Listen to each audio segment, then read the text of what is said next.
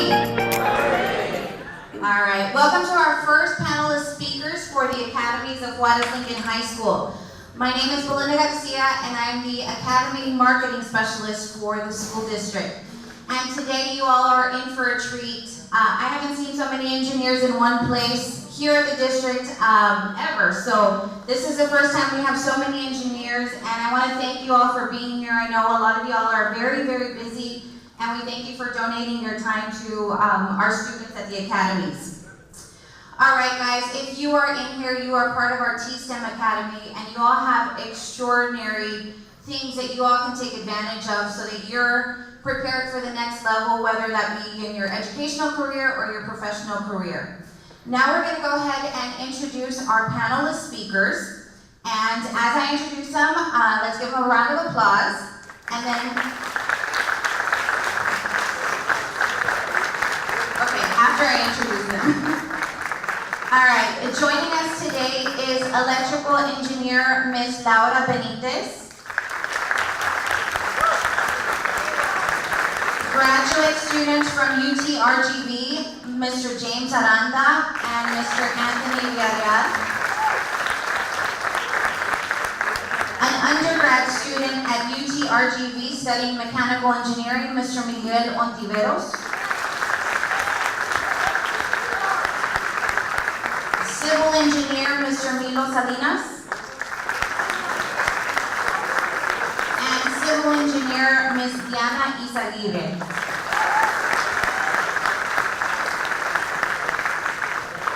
Again, thank you, panel, for sharing your insights with our students today. So let me explain how this is going to work this morning. In just a minute, I'm going to ask that the engineers briefly introduce themselves. Once everyone has, I will begin asking them questions from you. If you have a question that you would like to ask, please raise your hand so that someone can get you an iPad. I need for you just to enter your question very quietly, and I'll receive it up here. I have an iPad up here. So I will see the questions as they're coming in, and I will ask as many questions as time permits. All right? So if you have a question, go ahead and start raising your hand so we can go ahead and get those filled out. And Ms. Benitez, if you can go ahead and start your introduction. Okay, good. Can you hear me? Good morning.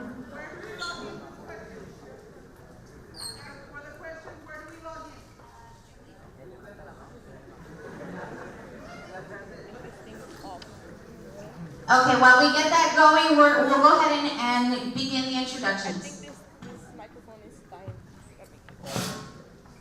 Okay, hello again. Good morning. My name is Laura Benitez. I'm originally from Mexico, from just across the border, San Fernando, Tamaulipas. I came here when I graduated high school. I did my bachelor's and mastering in electrical engineering at UTPA, now UTRGV. After I graduated, I worked at Texas Instruments in Dallas, Texas for a couple of years, but I always wanted to teach, and so I went back to grad school to do my PhD in electrical engineering in Texas A&M in College Station, and I'm very glad to be back teaching at UTRGV. This is my first semester as a lecturer in the electrical engineering department. And I think that's it.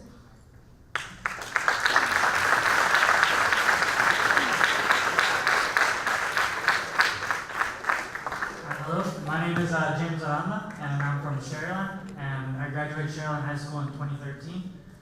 Started my undergrad in mechanical engineering at UTRGV. I graduated in December 2016 from UTRGV, and decided to do my master's starting in 2017. So right now I'm a grad student, and I work with Mike and Anthony here at the university doing research.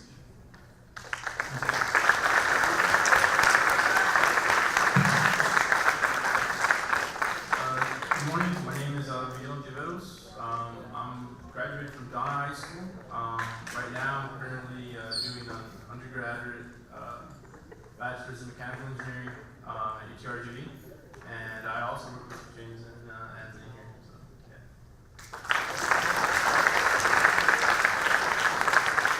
Good morning, everyone. My name is Anthony Villarreal.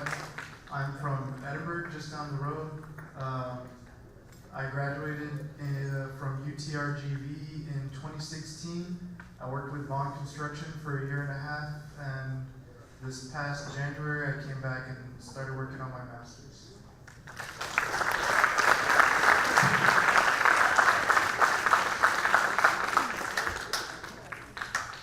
Good morning, everybody. My name is Milo Salinas. I attended Texas A&M University Kingsville, but before that, I graduated from La Jolla High School. In 2001, graduated from college in 2006. I have over 12 years of experience in civil engineering. I have my license as a professional engineer, and I own my own firm, M2 Engineering.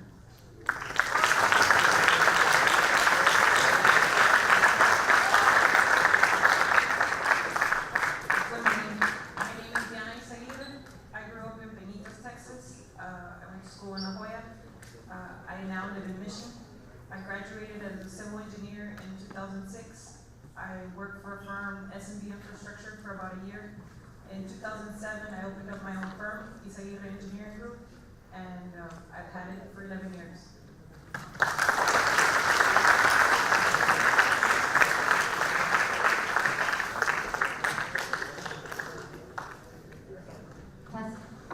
Okay, guys. How did you choose your career? How did I choose? I knew I liked math and science, and my dad was an engineer, so I knew about engineering, and some of the professors in high school talked about it, and I came to UTRGV undecided, and I picked electrical engineering. I don't know, I think it was just a they had jobs that told me it has good pay. They did tell me you have to get out of the valley to get electrical engineering. So that was, I guess, I decided at the time, but I think that's how I decided.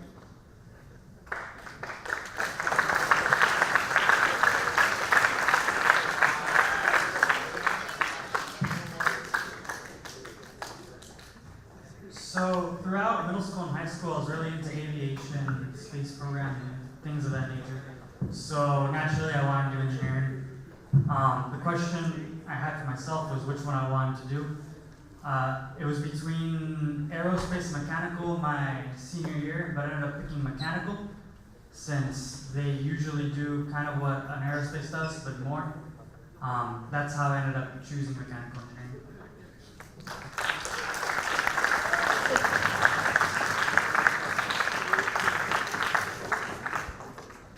So I grew up being a migrant, and we would travel to Detroit, where my dad and my brothers worked construction.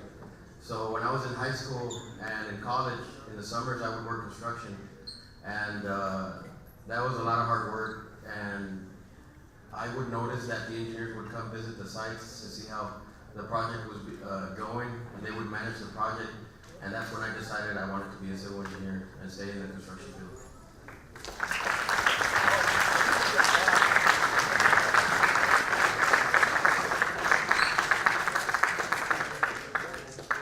Originally, I wanted to be a doctor, and I took all the classes that were needed in college, biology, chemistry, everything. But I would get real sleepy, and they were boring to me. So I decided to change to civil engineering, and I just found it, different and challenging, and I wouldn't get sleepy. So that is how I decided to be a civil engineer.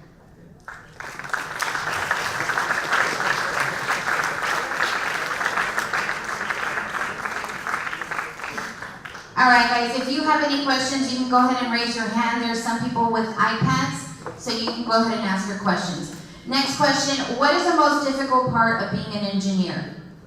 Does anybody want to volunteer to answer that? I'll go with the students. What has been the most difficult for you?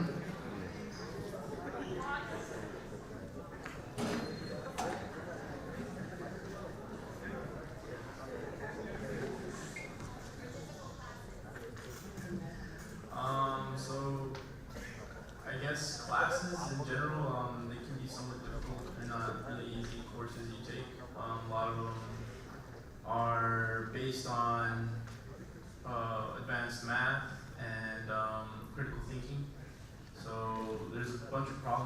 that goes into engineering. I guess that's what kind of like most engineers do. So I think some of the classes that you take are pretty challenging because they demand a lot from you. You need to study. It's not like high school where you can, not to say that it's like this for everyone, but in high school I think a lot of us kind of like breeze by, and it was okay. But it gets pretty real when you have exams and having to balance that with work, or if you have friends going out. So like managing your time as a student and taking these advanced classes is probably the biggest challenge. So yeah, that's me.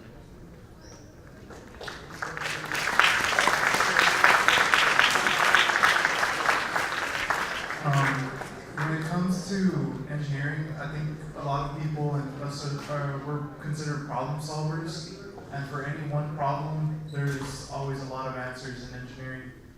Many different ways you can solve it, many different ways you can analyze or look at the solution, and then different costs comes into effect. So I think overall looking at one problem, having many solutions, and then kind of determining which is the best solution, most cost effective. I think that's probably one of the more difficult aspects of our careers.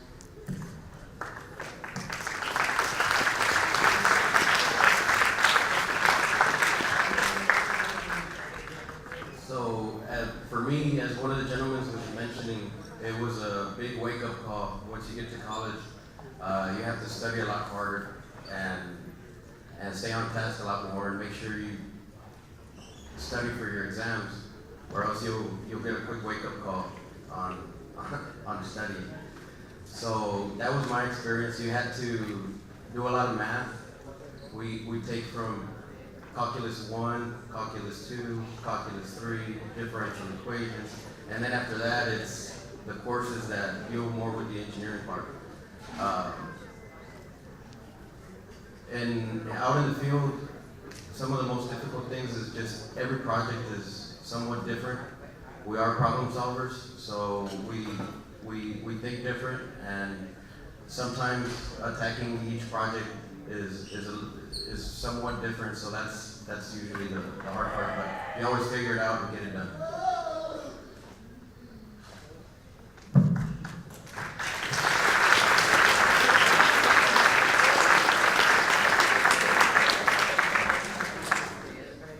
I think if you look into being an engineer, you should have a really strong, solid math and science background, because it does help a lot when you're in college. Like you said, calculus, 1, 2, 3, differential equations, and many more that we have to take. It is very important to have a solid math and science background. For me, the most difficult part of being a civil engineer has been being a woman. It is a predominantly male profession, and I think we need more females in the profession to make it easier to be in the profession as a woman.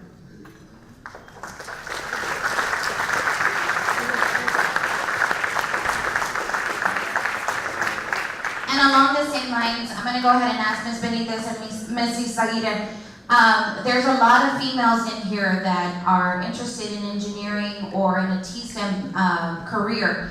What would you recommend for them? I know sometimes it's a male career, it used to be, but now there's so many opportunities for women. So can you talk a little bit about that, some of the things that you have encountered?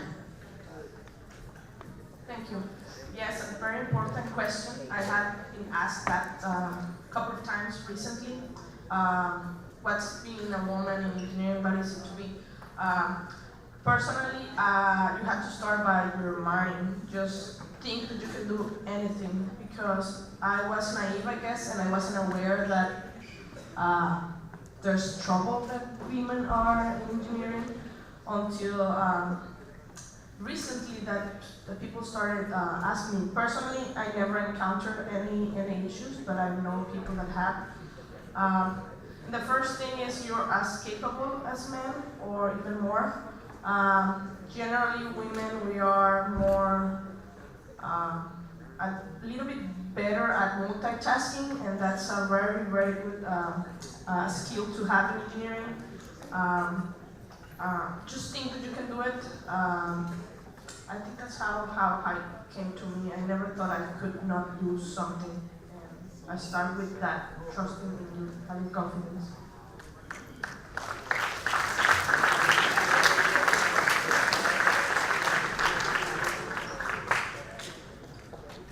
To me, it was never difficult when I was younger. It got difficult throughout the years because you start working with men that are older, they have more experience, and they don't want to work with a woman engineer or a young woman engineer. But like she said, don't ever let anyone tell you you can't do something. Don't ever settle, and just, you know, sometimes we have to work twice as hard to prove that we can do the same thing, but it's all worth it in the end.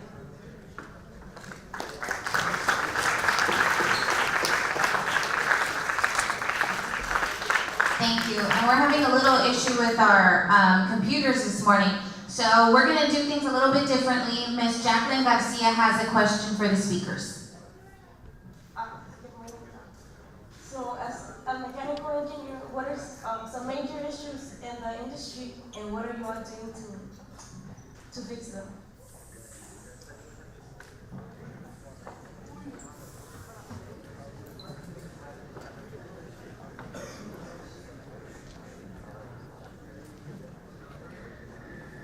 Alright, well, I guess I'll take it. So mechanical engineering is it's pretty broad in the sense of as far as engineering goes. We tackle classes from electrical, civil, manufacturing, industrial.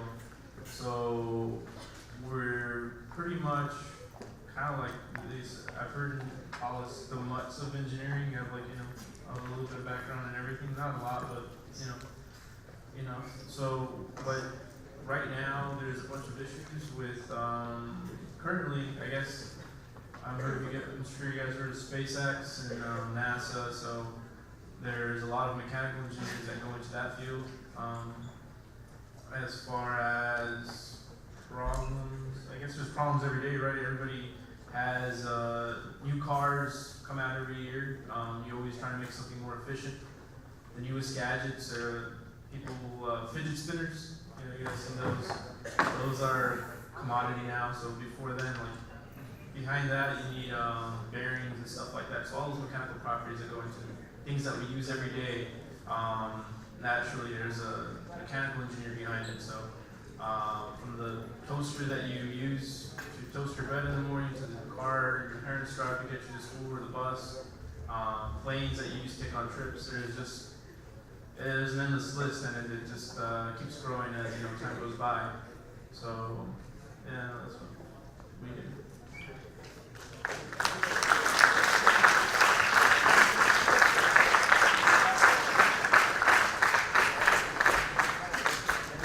To piggyback off of what Mike was saying, I think efficiency in general is something that all engineers try to work on, and then especially mechanical, when we're talking about cars and recyclability of materials, that kind of nature, everything. We need to be as efficient as possible to get more out of what we make. I think that's probably one of the biggest mechanical challenges.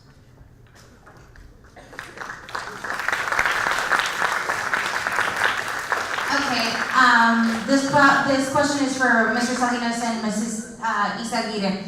What can students do now to prepare for their career later, as administrators or as owners of companies? What are you looking for in students that are this young and even going into college?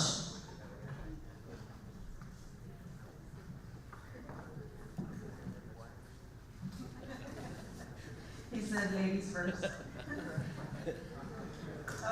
I think you don't have to be the smartest. You don't have to be the best. I think you just have to have the biggest will to succeed. I think that is what will make you a good engineer or in any profession.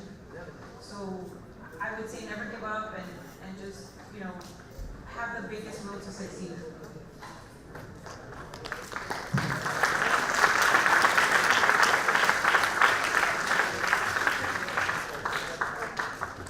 Kind of to add a little more to what Mrs. Isaguirre was saying, for me it's hard work. If you work hard, it'll pay off. I wasn't the smartest person in my high school or in college, sometimes not even around my friends, but I had better grades than them because I worked harder. And so, to me, if you work hard, that's what it takes. Hard work is ultimately what it takes.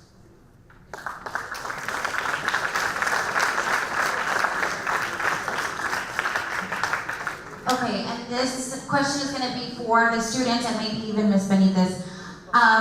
Students coming in from or going from high school to college, what are some of the things that they're going to encounter? Maybe difficulties mentally, physically, sometimes the studies can take a toll on you, I'm sure. But can you just kind of walk them through what they're going to be going through? Let me just briefly, maybe they're better qualified to answer, but they already mentioned this, the transition from high school to college, it also happened to me. I had no trouble, almost not studying in the classes for math and science in high school. And then I took a few advanced courses also. And so I had to take them again in college, and I thought, oh, this is so easy. I'm not gonna study, I'm gonna do the same. And no, it didn't work out. And so I learned really quick that you have to study, and one of the other is time management. It's a very important thing. You need to prioritize tasks, be mindful of due dates and things like that. And I think you can add more to it. So one of the things you're going to notice as soon as you sign up for all your first classes is that you're going to have class, let's say, from 8 to 10, and then class from 2 to 4. So you're going to have just a large gap where you don't have any class or anything. Now, I guess what separates a good student from a bad student is that during that time off, they do a little bit of homework, they catch up on notes, and I guess a bad student would kind of just maybe go home, watch Netflix.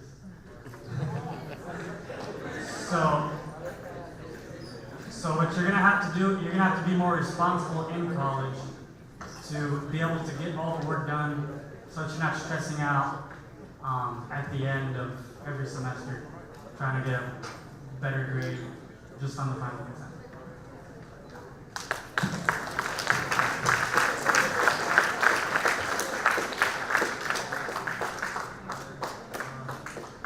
I guess kind of going back to what I said before, so time management is going to be the biggest priority that I recommend any student to have. Right now it's great and all, you guys are doing your thing, probably in sports, and some clubs around here, and then go home. For the most part, it's a pretty easy life. As a college student, you can't just wake up and then start playing Fortnite or it's not going to work out in the same way. So what you need to do is prioritize your classes, your homework, paying attention in class, stuff like that. It's not easy coming out of high school and expecting the same results. It's a lot more challenging. You guys will have a lot more freedom to do a lot more things. Stories. I have a couple of friends who kind of just didn't make it in school. They ended up during their spare time, like James said, you have gaps in between your classes.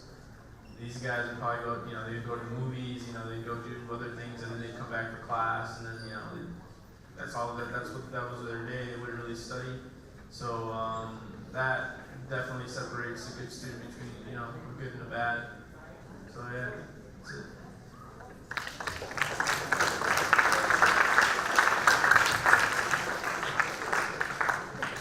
again, this question is for Mr. Salinas and Ms. Izaguirre.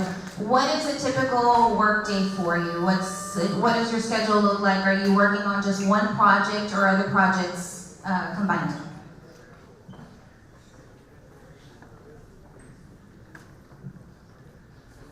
So typically a work week is from 8 to 5, Monday to Friday, unless you have certain deadlines on projects where they need to be done, then you might work after hours or on the weekend.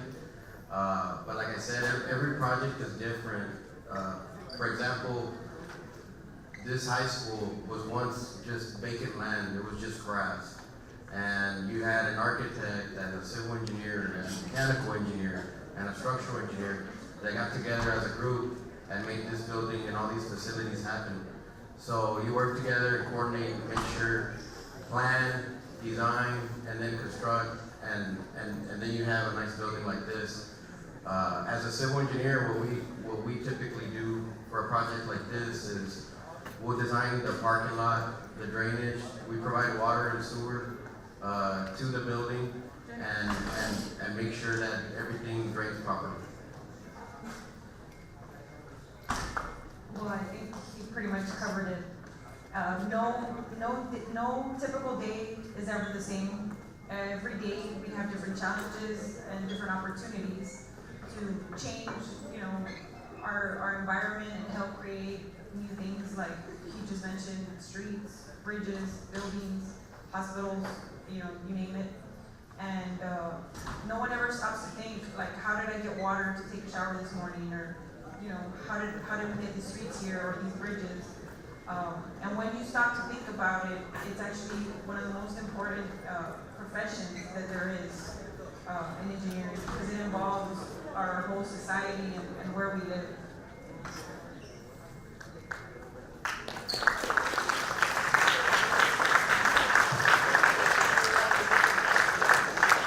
Okay, everyone, I need everybody to be paying attention up here. The panel has taken time out of their schedule to be here, so we need to give them a little bit more respect. Next question is, does someone's legal status, and I'm probably gonna go to you two, affect their job? Can they still get a job as an engineer?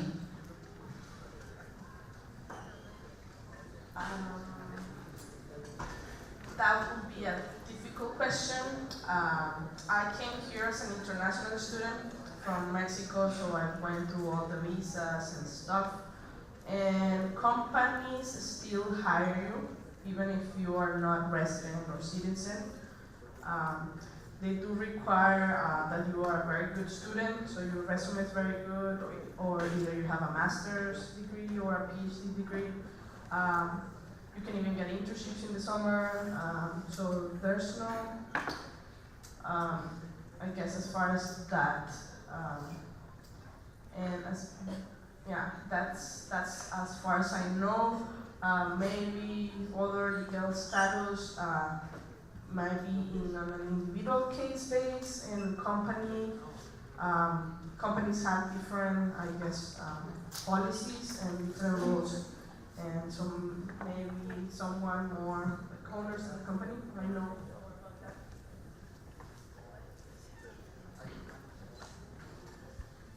So I was born in Monterrey, Mexico, and then but I always went to school in the U.S. I was a resident, and then later when I turned 18, I got naturalized and became a U.S. citizen. But the first company that I worked for in Houston, they had people from Venezuela, from Brazil, from all over the world, and they had working visas. So what you have to do typically is get a working visa if you don't have a residency or a U.S. citizenship. Is in my opinion what you need.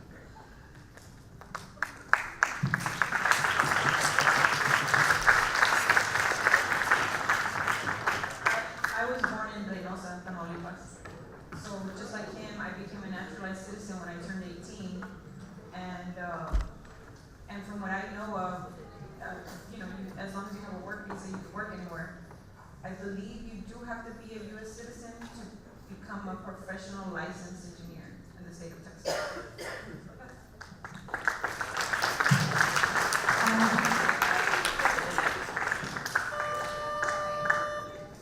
All right, and along the same lines, what is the difference between a professional engineer and someone that is not?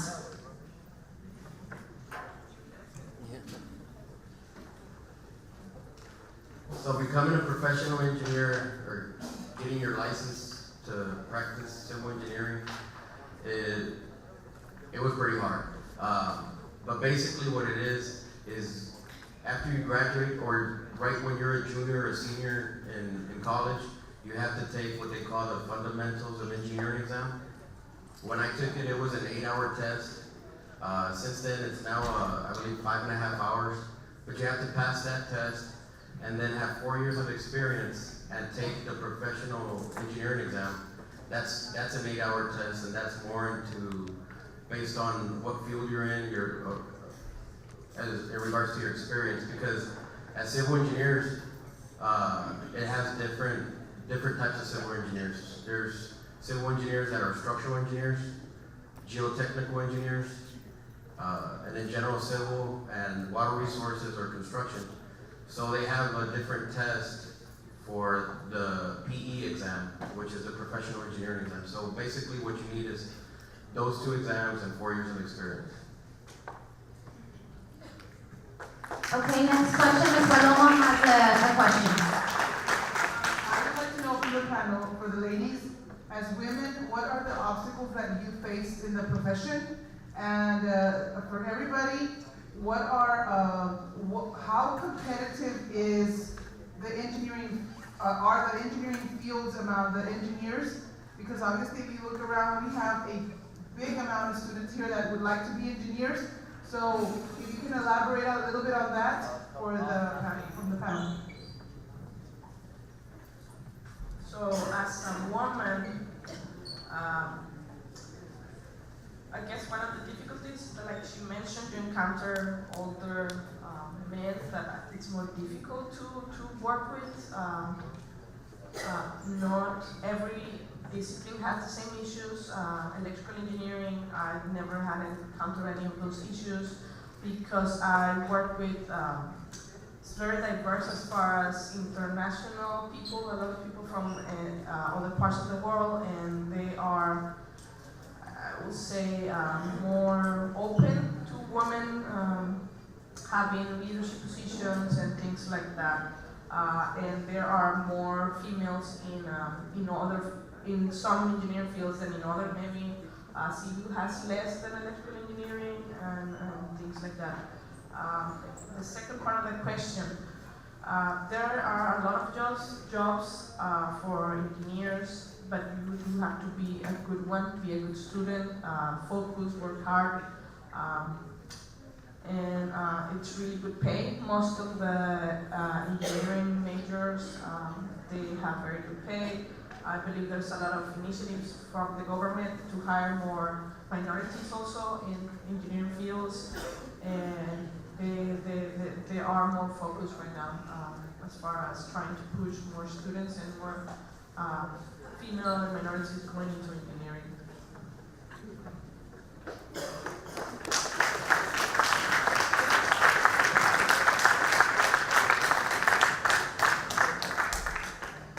It is very competitive. When I graduated from college, there was maybe about 36 male engineers that graduated and only 2 women. 900 people had registered for school 4 years before I graduated, and only 32 graduated. Like I said, male and only 2 women. So in the work field for women, it is more difficult because it is pure men that you're working with, and you have to prove yourself, that you're worth just as much as they are to do the job. But hard work and dedication, like Mr. Salinas said, it pays off. Hard work and dedication will get you anywhere you want to go.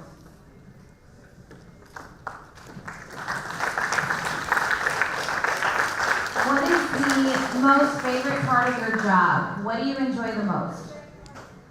So I'm a professor now, and I enjoy a lot talking to the students. And so going back to our previous question, what's one of the difficult parts? get help with the professors if you don't understand something in the class. We are more than willing and very, I guess most of the professors enjoy and love talking to the student and helping them. And so I like that, talking to the student, giving them advice, and helping them. And then for you, three, what is your most favorite part about being a student, an engineering student at UTRGV? So I can speak for UTRGV, the mechanical engineering program specifically. We're like a giant family in some ways. Everyone really knows each other. We make a lot of good friends along the way. And that's one thing that I really liked about being there at UTRGV. Because you're never really alone. If you're studying, you don't have to study alone. You can study with a friend. And it just makes it so much better, so much more fun.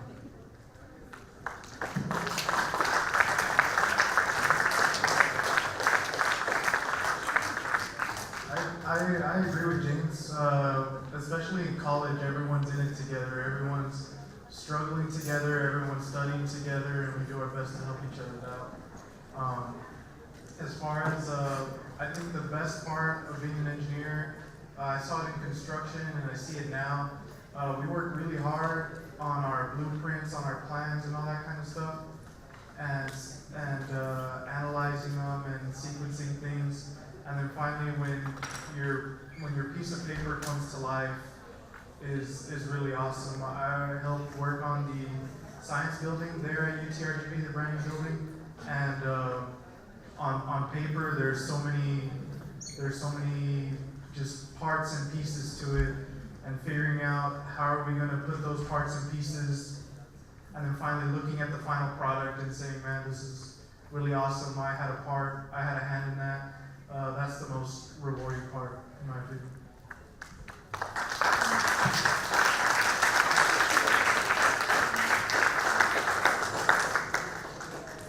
So for me, sometimes we get to work on different projects. Like I got to work on the Mechanic Convention Center and the Buffalo Wild Wings that's there, the Cheddars.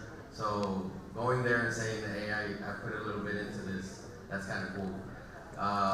Also, now that I own my own businesses, I just recently went on my own this year. So it was scary, but so far it's looking good, and I look forward to being able to build it to where other engineers can go build their career there. And some of the impact that I've made on two of my nephews, they're now going to college to be civil engineers.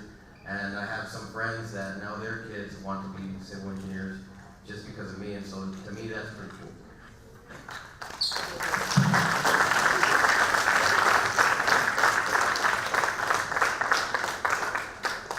I think the guys pretty much said, everything that makes it so cool to be a civil engineer, besides the really high salaries, the money, right?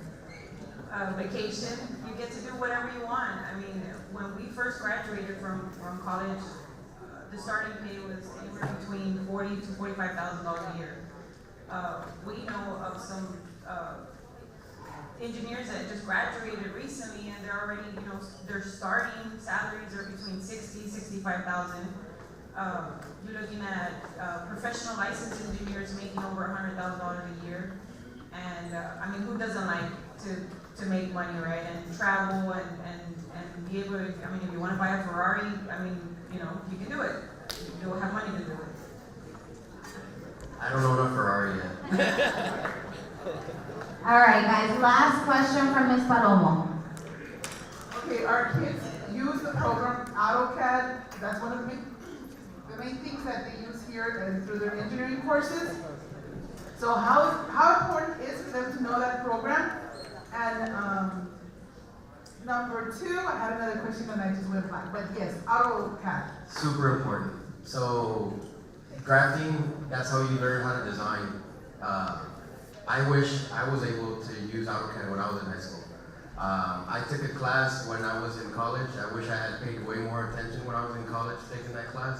So yes, definitely any introduction to engineering course, a drafting course, GIS to do mapping.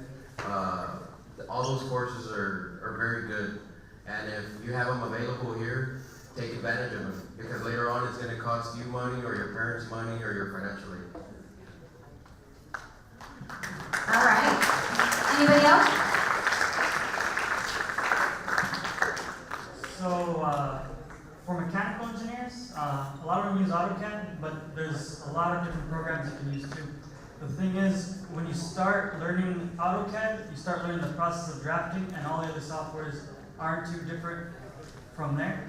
So you're really learning how to draft, and it'll help you out in the future. So take advantage of the classes that you have right now, and have fun with it. Draw whatever you want to. That's what I said. Thank you.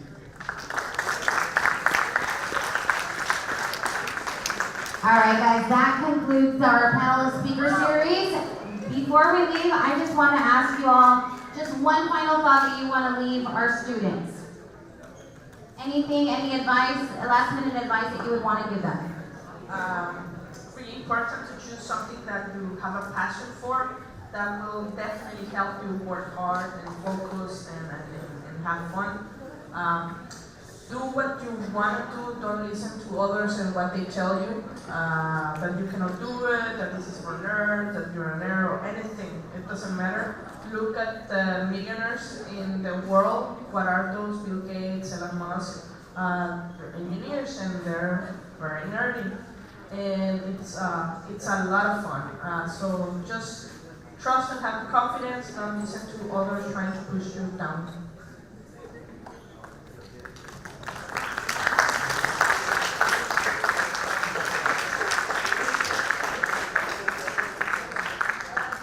So I think if you think about engineering, even if you're just thinking about it, one of the things you may want to do is sign up for as many AP classes as you can. AP classes in dual enrollment. That'll really help you out in the future, and you can save a lot of money doing that. And you'll start off, I guess, taking more advanced classes. So when I started school, I had taken AP Cal 1 and Cal 2, or I guess it's A, B, and BC. So the first class, I looked to my left, and everybody down the road had already been there for a year or two, and I was an incoming freshman taking classes with all of them. I thought that was really cool, and I was able to graduate early and save a lot of money doing that. And then furthermore, if engineering is something that you want to do and you're not sure that you have the math skills, like everyone else said up here, don't give up. Keep working at it, and you'll get along. Thank you.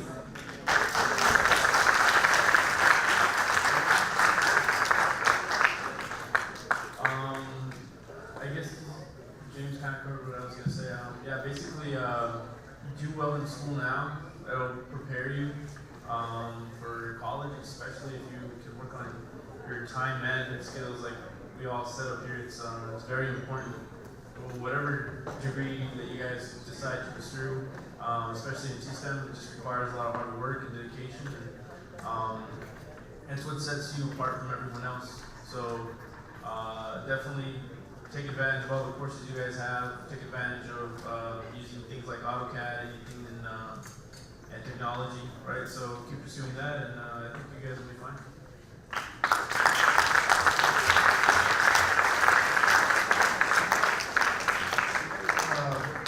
I guess two advice or two tips. I would say one, if you have a question or you don't know something, ask for help, whatever that may be in. If you don't ask, you'll never know. So if you have a question about what you want to do, what you want to be, how do you do something, ask somebody, and they can point you maybe in the right direction or give you some advice, but don't leave any questions unanswered.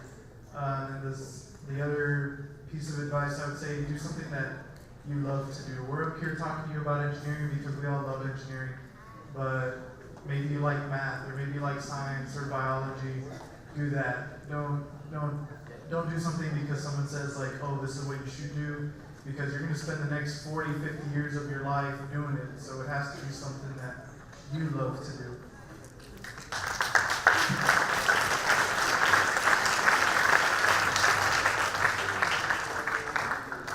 So nowadays, high schools such as this one, they offer like STEM program. We didn't have that. Take advantage of having these good programs that get you ready for college, that let you graduate with hours. Hang out with the kid that likes to study even though if he's nerdy. Hang out with them. I was blessed to have good friends. I met Diana in college and we've been best friends ever since. So just hang out with a good crowd and get to the next level. Kick it.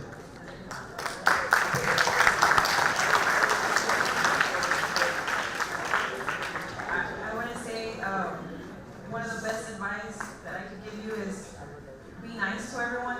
You never know, like she said, who the next nerd is going to be the next millionaire, or if you're going to be the next millionaire. And I'm pretty sure if you're the next millionaire, you're going to remember anyone that bullied you, right?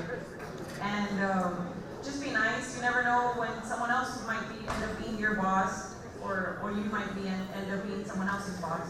So that would be my advice. Awesome. Well, again, this wraps up our panel of speaker series. Let's give our panel a round of applause. They did an excellent